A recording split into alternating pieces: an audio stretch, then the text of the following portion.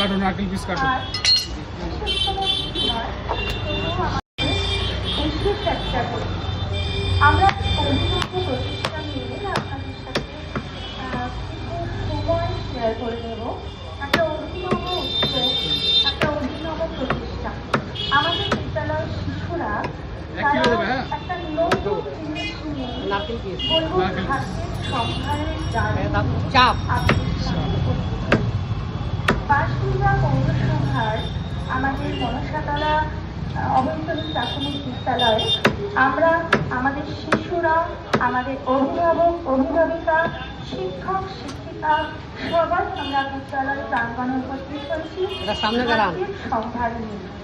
নানান রকম খাদ্যের ডালি নিয়ে আমাদের শিশুরা আপনাদের সামনে উপস্থিত হয়েছে।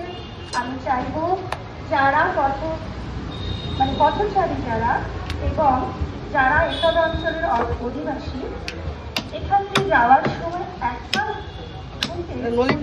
মাঠে স্কুলের প্রাঙ্গণে দেখতে চান আমাদের শিশুরা কত সুন্দর একটা খাদ্যের ডালি নিয়ে আপনাদের সামনে উপস্থিত হয়েছে।